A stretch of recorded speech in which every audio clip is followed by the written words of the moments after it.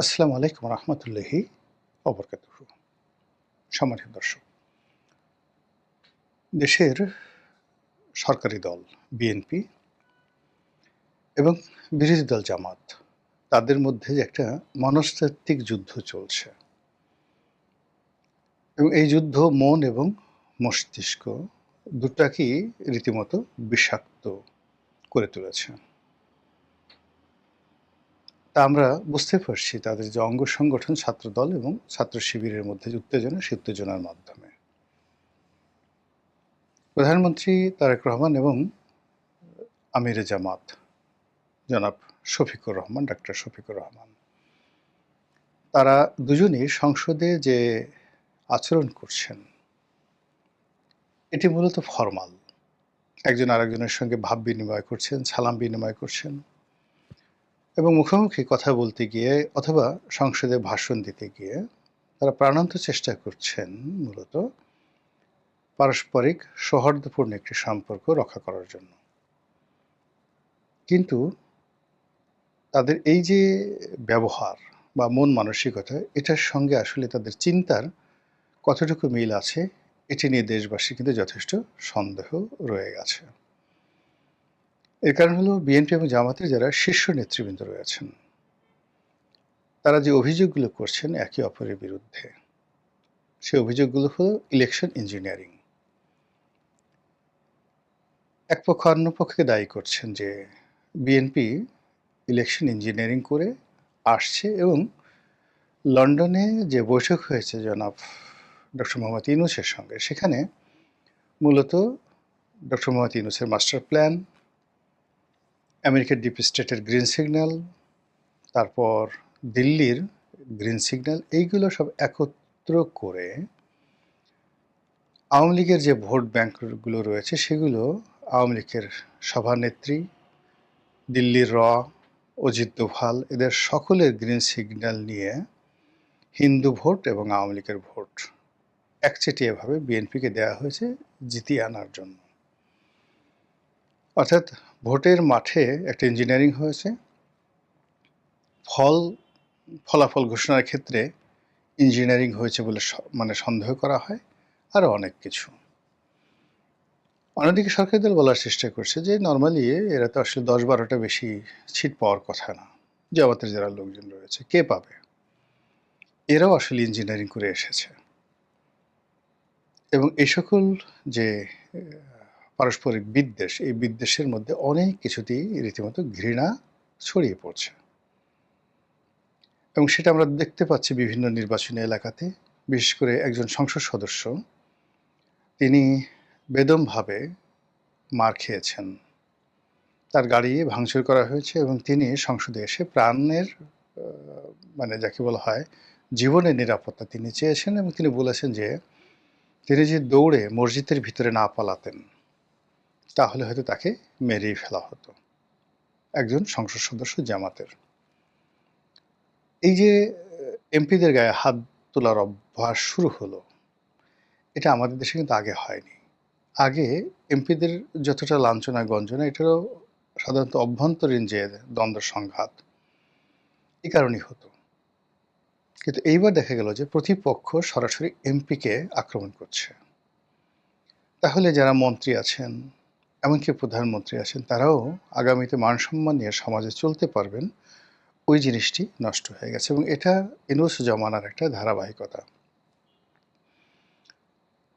Doctor Mohammad Yunus ক্ষমতায় আসার পর যে মব, সেই মবতন্ত্রকে ঢাকা বিশ্ববিদ্যালয়ের ভাইস চ্যান্সেলর, কে শিক্ষামন্ত্রী, কে শিক্ষা উপদেষ্টা, কে আইন উপদেষ্টা, ডাজ নট ম্যাটার, কে পুলিশের আইজি, কে সেনাবাহিনী প্রধান, does not matter. Awami League জমানাতে কে প্রধানমন্ত্রী, কে কোন মন্ত্রী ছিল, ব্যাপার নয়। সবাইকে ডিম মারো, লাথি মারো, হ্যান্ডকাপ পরো আর পিঠমোড়া করে বেঁধে তাদেরকে প্রিজন ভ্যানে করে আনো আর প্রিজন ভ্যান থেকে নামাও এবং সবাইকে হেলমেট পরে সেই কোর্ট কাছারিতে হাজির করো। এই যে একটা নির্মমতা, রাজনীতিবিদদেরকে ছোট করার, হেয় করার যে একটা প্রবণতা, এই প্রবণতা কিন্তু এখনো থেমে থাকেনি, বরং এগুলো আরও বেড়ে গেছে। সরকারের যে হানিমুন পিরিয়ড, সেই হানিমুন পিরিয়ডে ৬ মাস হিসেবে ধরে নেওয়া হয়েছিল যে ৬ মাস সরকারের হানিমুন পিরিয়ড যাবে। কিন্তু ২ মাসের মাথাতেই সরকারের ভিতরে এক ধরনের আতঙ্ক তৈরি হয়ে গেছে। আর বিরোধী দল যারা আছে তারা কোনো অবস্থাতেই ৬ মাস পর্যন্ত তারা অপেক্ষা করতে পারছে না। তারা পারে তো আজকেই সরকারকে টেনে হেঁচড়ে নামায়। আর এর সঙ্গে আওয়ামী লীগ বা তাদের সহযোগী যে সকল দল, নেতাকর্মী, দেশি বিদেশি চক্র, তারা তো একেবারে ওত পেতে বসে আছে যে কখন বিএনপি ফাঁদে পড়বে, কখন জামাতে ফাঁদে পড়বে। তারা আসলে এখানে যে তৃতীয় যে শক্তিটি আওয়ামী লীগের নেতৃত্বে, তৃতীয় শক্তিটি ফাঁদ পেতে বসে আছে। এবং তারা যে আসলে এখানে বিএনপি এবং জামাত দুজনের সঙ্গে খেলবে, অথবা একজনকে দিয়ে আরেকজনের বিরুদ্ধে খেলবে, একজন দ্বারা আরেকজনকে লেলিয়ে দিবে। যেমন দেখা গেল নির্বাচনের যে সময়, তখন আওয়ামী লীগের মনে হয়েছে যে জামাত ক্ষমতায় যেন না আসতে পারে, বিএনপিকে ক্ষমতা আনতে হবে। কিন্তু এখন তারা মনে করছে যে এটা তাদের একটা ভুল সিদ্ধান্ত হয়েছে, এবং স্বয়ং শেখ হাসিনা তার ভাষণে তিনি নানা রকম নেতিবাচক কথা বলেছেন। অথচ ভোটের সময় মোরালেস দিল্লি থেকে, কলকাতা থেকে, লন্ডন থেকে যে আওয়ামী লীগের সূত্রগুলো রয়েছে, তার সঙ্গে সঙ্গে তাদের যে সকল ডিপ্লোম্যাটিক চ্যানেল রয়েছে, সব জায়গা থেকেই বিএনপিকে ভোট দেওয়ার ব্যাপারে গ্রিন সিগন্যাল দেওয়া হয়েছিল, যেটি এখন বুমেরাং হয়ে গেছে। এবং তারা বলছে যে না, বিএনপি আসলে আমরা যে ভোট দিয়েছি এটা ভুল করেছি, বিএনপি আমাদের জন্য কিছু করছে না, করবেও না। তো কাজেই তারা বিএনপিকে বিপদে ফেলবে, এটা স্বাভাবিক। এবং সেই বিপদে ফেলার জন্য তাদের প্রথম পছন্দ হবে জামাতকে শক্তিশালী করা, জামাতকে ইনফ্লুয়েন্স করা, অথবা বিএনপির ঘাড়ের উপর ভর করে জামাতকে উত্তেজিত করা এবং জামাতকে পথে ঘাটে অপমান করা। যেমন দেখা গেল যে যেহেতু ভোটের মাঠে একটা সমীকরণ হয়েছে এবং তারা অনেকেই এখন বিএনপির সঙ্গে মিশে গেছে, আওয়ামী লীগের লোকজন, জামাত এখন উল্টো এদেরকে গুপ্ত বলছে, আওয়ামী লীগের লোকদেরকে গুপ্ত বলছে এবং বিএনপি লোকদেরকে গুপ্ত বলছে। এবং এটা নিয়ে যখন বাহাস চলছে, তখন এই বাহাসের একটা ক্ষেত্রে দেখা গেল যে জামাতের কোনো শীর্ষ একজন নেতাকে এখানে আক্রমণ করা হলো, পিছনে ইন্ধন দিল আওয়ামী লীগের লোকজন, সামনে ফেজে চলে আসলো, একটা সাজানো নাটক হয়ে গেল। এবং সেখানে দেখা গেল যে বিএনপি যারা নেতাকর্মী, তারা সেই ফাঁদে পা দিয়ে একটা অকারেন্স ঘটিয়ে ফেলল। এবং এটা নিয়ে যখন একটার পর একটা অকারেন্স ঘটতে থাকবে, ঘটতে থাকার পর জামাতের যে রেজিমেন্টাল ফোর্স, শিবিরের যে রেজিমেন্টাল ফোর্স, তাদের অর্থ আছে এবং গত 18 মাসে বা ইউনূস সাহেবের জমানাতে তারা যে শক্তিমত্তা অর্জন করেছে, আত্মবিশ্বাস অর্জন করেছে, রাষ্ট্র পরিচালনার কৌশলগুলো রপ্ত করেছে, এবং তারা তাদের যে বিভিন্ন লোকজন প্রশাসনের অতি গুরুত্বপূর্ণ জায়গাগুলোতে যেভাবে তারা সেট আপ করে ফেলেছে, এবং রাজনৈতিক সমীকরণে তারা অনেক মানুষকে, দেশি এবং বিদেশি অনেক পক্ষকে নিজেদের কাছাকাছি আনতে পেরেছে।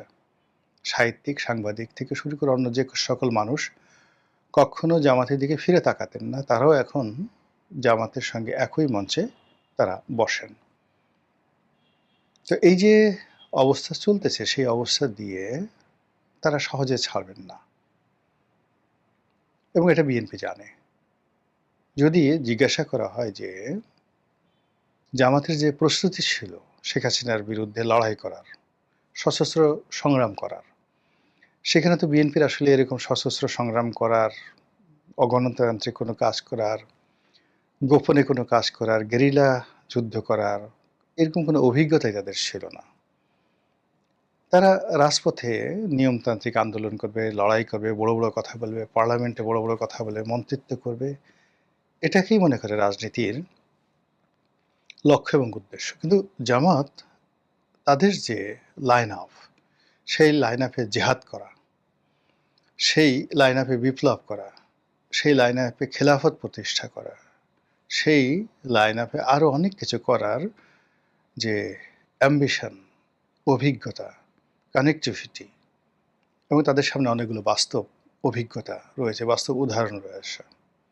সিরিয়াতে যা হয়েছে, লেবাননে যা হচ্ছে, মিশরে যা হয়েছে বা হচ্ছে, কুর্দিদের মধ্যে যা হচ্ছে, আফগানিস্তানে, ওয়াজিরিস্তানে, পাকিস্তানের বেলুচিস্তানে যা কিছু হচ্ছে, এই সবগুলোই জামাত গভীরভাবে পর্যবেক্ষণ করে, এবং জামাতের যারা কর্মী সমর্থক, তারা এই সমস্ত ব্যাপারে একেবারে রীতিমতো PhD degree holder, they know everything.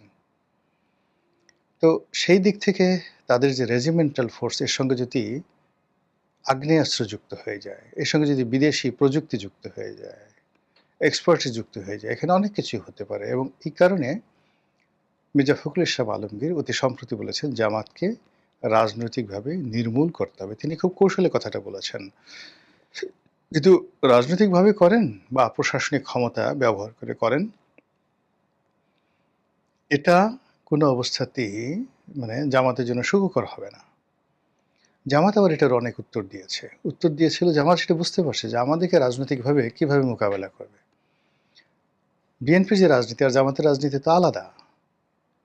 জামাতের রাজনীতি যারা মোকাবেলা করতে পারবে তারা চরমোনাই হতে হবে। আট্টশিল্পীর মোস্তফা আমির ফয়সাল হতে হবে। কিংবা ধরুন জামাতকে মোকাবেলা করার জন্য সেই মাইজভান্ডারী নজিবুল হক মাইজভান্ডারী তাকে যেভাবে শেখ হাসিনা সামনে নিয়ে এসেছিলেন।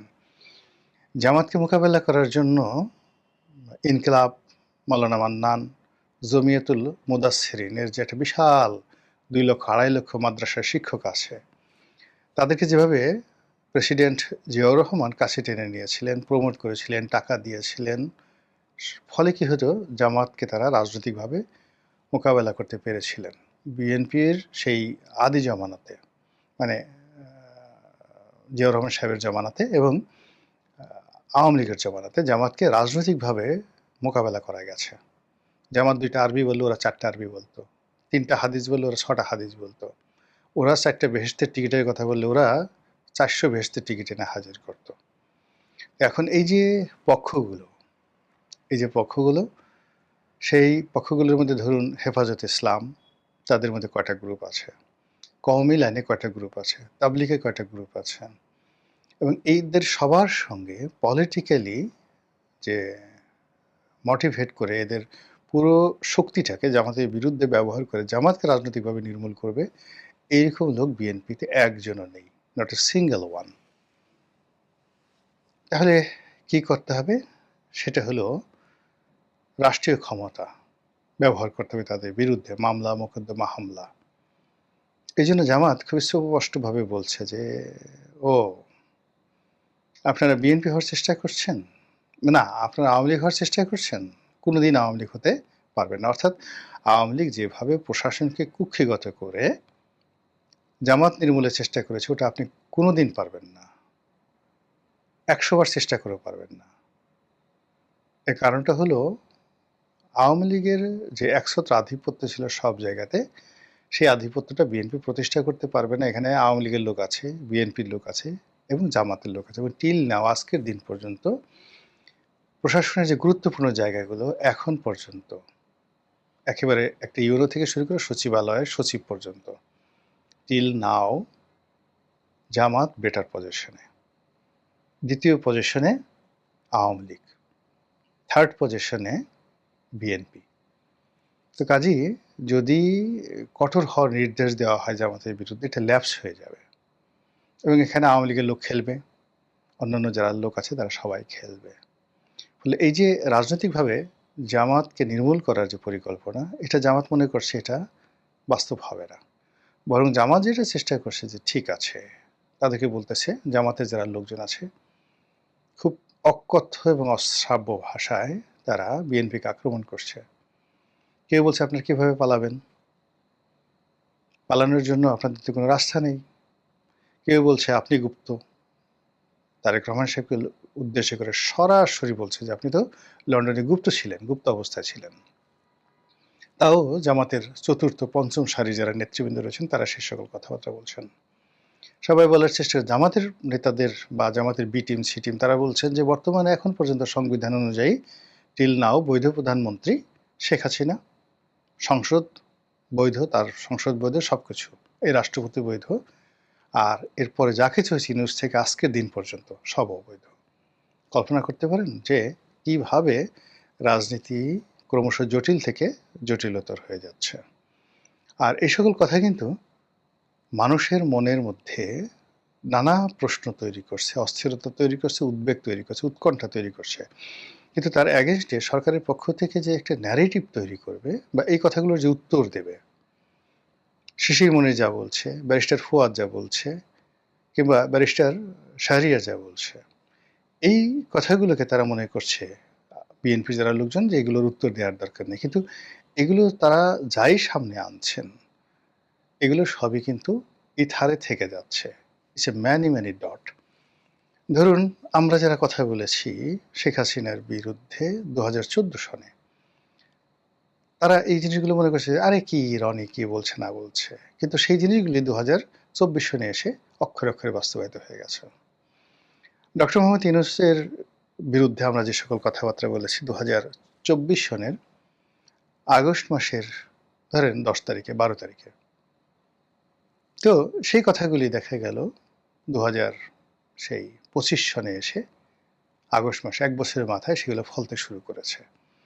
ফলে এখন বিএনপি সম্পর্কে যে সকল নেতিবাচক কথাবার্তা জামাতের একেবারে তৃতীয় সারি চতুর্থ সারি নেতৃবৃন্দ, ইয়াং নেতৃবৃন্দ বলছেন, এটাকে বিএনপি যারা ক্ষমতাধর লোকজন তারা ইগনোর করছেন, কিন্তু নট লাইক দ্যাট। এগুলোকে মোকাবেলা করতে হবে এবং এর বিপরীতে রাজনৈতিক ন্যারেটিভ বিএনপির থাকতে হবে। কিন্তু এখন একজন ফুয়াদের কথা রেসপন্ড করার জন্য, যেমন ধরুন আজিজুল বারী হেলাল আছেন, অ্যাটর্নি জেনারেল ব্যারিস্টার কাজল আছেন, তারপর আইনাঙ্গনে অন্যান্য যারা আছেন, এমনকি ফারজানা পুতুল আছেন যিনি মন্ত্রী, ইয়াং যে সকল নেতৃবৃন্দ রয়েছেন যাদের ব্যারিস্টারি ডিগ্রি আছে, এই যে নতুন এমপি হলেন শাকিলা ফারজানা, তিনি আছেন, আরও অনেকে আছেন। তো তারা এই কথাগুলোর জবাব দিতে পারেন, কাউন্টার কথাগুলো বলতে পারেন, এবং এগুলো হয় কি তখন মানুষ বিচার করবে, বিশ্লেষণ করবে। কিন্তু পুরো বিষয়টা হলো যে জামাত যে সকল কথাবার্তাগুলো বলছেন তাদের নেতৃবৃন্দের মাধ্যমে যে ন্যারেটিভগুলো তৈরি করে ফেলছে, সেইগুলোর বিপরীতে বিএনপি এখন পর্যন্ত একটু শব্দই করেননি। ফলে যখন সত্যিকার অর্থে ঘন্টা বেজে যাবে তখন কিন্তু আর কিছু করার থাকবে না। মহান আল্লাহ আমাদের সবাইকে হেদায়েত দান করুন, হেফাজত করুন। আসসালামু আলাইকুম ওয়া রাহমাতুল্লাহি ওয়া বারাকাতুহু।